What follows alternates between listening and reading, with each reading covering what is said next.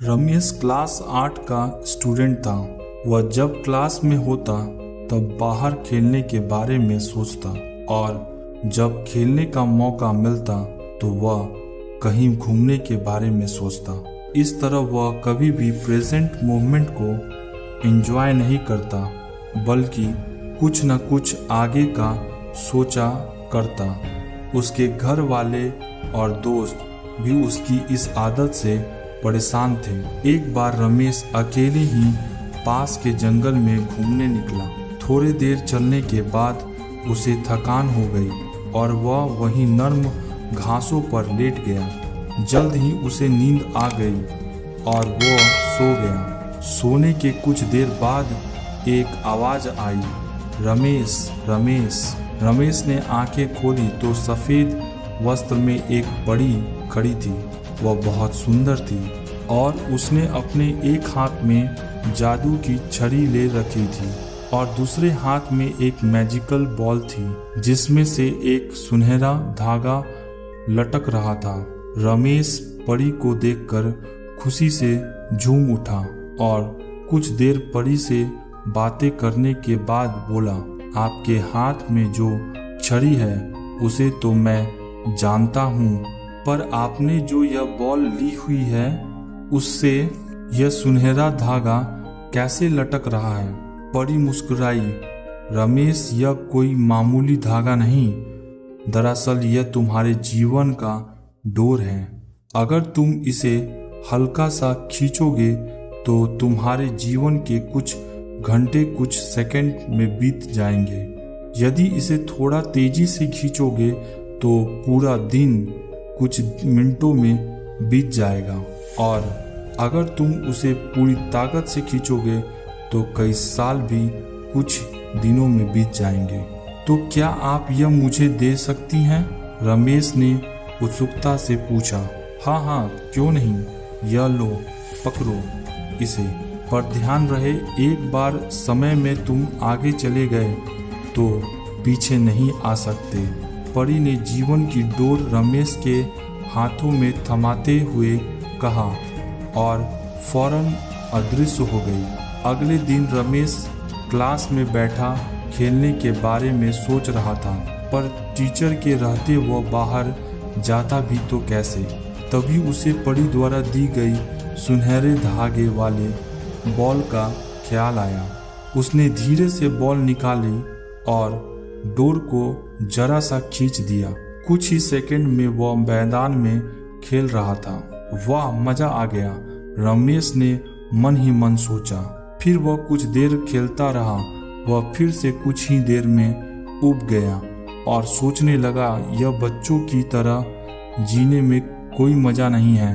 क्यों ना मैं अपने जीवन की डोर को खींचकर जवानी में चला जाऊं। और झटपट उसने डोर कुछ तेजी से खींच दी। रमेश अब एक शादीशुदा आदमी बन चुका था और अपने दो प्यारे प्यारे बच्चों के साथ रह रहा था। उसकी प्यारी माँ, जो उसे जान से भी ज्यादा चाहती थी, अब बूढ़ी हो चुकी थी और पिता, जो उसे अपने कंधों पर बैठाकर घुमाया करते थे, वृद्धा और बीमार हो चले थे। इस परिवर्तन से रमेश अपने माता पिता के लिए थोड़ा दुखी जरूर था, पर अपना परिवार और बच्चे हो जाने के कारण उसे बहुत अच्छा महसूस हो रहा था। पर रमेश ने कभी भी अपने वर्तमान को आनंद के साथ जीना सीखा ही नहीं था। कुछ दिन बाद वह सोचने लगा, मेरे ऊपर परिवार की कितनी जिम्मेदारी आ गई है। बच्चों को संभालना इतना आसान भी नहीं, ऊपर से ऑफिस की टेंशन अलग है। माता पिता का स्वास्थ्य भी ठीक नहीं रहा है। इससे अच्छा तो मैं रिटायर हो जाता और आराम की जिंदगी जीता।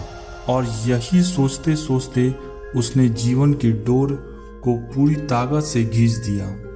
कुछ ही दिनों में वह एक 80 साल का वृद्ध हो गया। अब सब कुछ बदल चुका था। उसके सारे बाल सफेद हो चुके थे, झुर्रियां लटक रही थी। उसके माता पिता कब के उसे छोड़कर जा चुके थे। यहाँ तक कि उसकी प्यारी पत्नी भी किसी बीमारी के कारण मर चुकी थी। वह घर में बिल्कुल अकेला सा, बस कभी कभी दूसरे शहरों में बसे उसके बच्चे उसे बात कर लेते थे। लाइफ में पहली बार रमेश को एहसास हो रहा था कि उसने कभी अपनी जिंदगी को एंजॉय नहीं किया। उसने ना स्कूल डेज में मस्ती की, ना कभी कॉलेज का मुंह देखा, वह ना कभी अपनी पत्नी के साथ कहीं घूमने गया और ना ही अपने माता पिता के साथ अच्छे पल बिताए।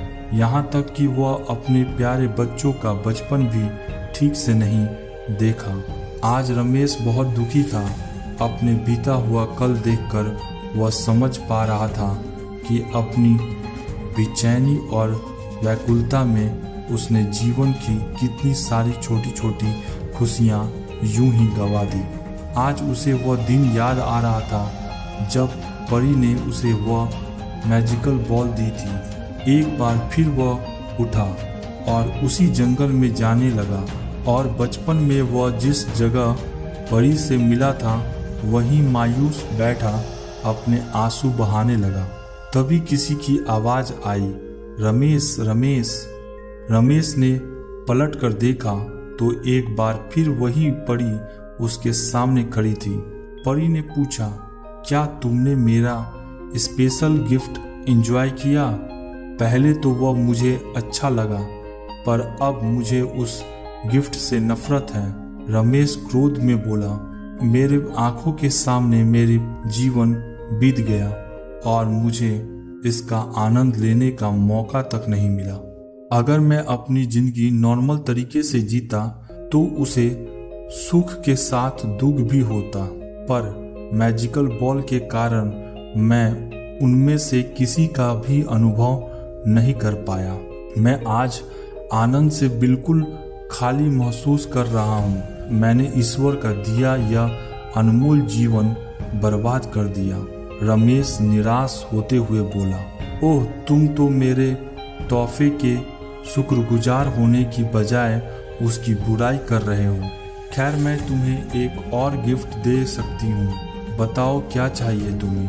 परी ने पूछा। रमेश को यकीन नहीं हुआ कि उसे एक और वरदान मिल सकता है। वह खुशी से भावुक होते हुए बोला, मैं फिर से वही पहले वाला स्कूल बॉय बनना चाहता हूँ। मैं समझ चुका हूँ कि जीवन का हर एक पल जीना चाहिए। जो अभी को कोसता है वह कभी खुश नहीं हो पाता, उसका जीवन खोखला रह जाता है। तभी एक आवाज आती है, उठो बेटा, तुम यहाँ इन जंगलों में कैसे आ गए और यह सपनों में प्लीज प्लीज क्या बरबरा रहे थे? रमेश आंखें खोलता है। अपनी माँ को आंखों के सामने देखकर वह कसकर उसे लिपट जाता है और फूट फूट कर रोने लगता है। वह मन ही मन परी का शुक्रिया अदा करता है और कसम खाता है कि अब वह जीवन के अनमोल पलों को पूरी तरह जिएगा और डे ड्रीमिंग और कल के बारे में सोचकर अपने आज को बर्बाद नहीं करेगा। दोस्तों, क्या आप खुद को रमेश से रिलेट कर पा रहे हो? कई बार ऐसा होता है कि हम आज की खूबसूरती को सिर्फ इसलिए नहीं देख पाते क्योंकि हम एक सुंदर कल के बारे में सोचने में खोए रहते हैं, या कई बार हम जो नहीं घटा उसके घटने की चिंता में अपने आज को चिता पर जला देते हैं, बर्बाद कर देते हैं। हमें ऐसा नहीं करना चाहिए। खुशियों के छोटे छोटे पल को पूरी तरह जीना चाहिए। जीवन की डोर एक बार खिंच जाती है तो फिर लौट कर नहीं आती। किसी ने सच ही कहा है, बीता हुआ कल कभी नहीं आएगा और आने वाला कल शायद कभी ना आए। इसलिए आज ही अपनी जिंदगी जी लो, आज ही खुशियां मना लो। दोस्तों, अगर ये कहानी आपको अच्छी लगी तो लाइक, सब्सक्राइब और बेल आइकन जरूर दबा दीजिएगा ताकि आपको इसी तरह की मोटिवेशनल वीडियोस की अपडेट मिलती रहे। Thank you for watching this video.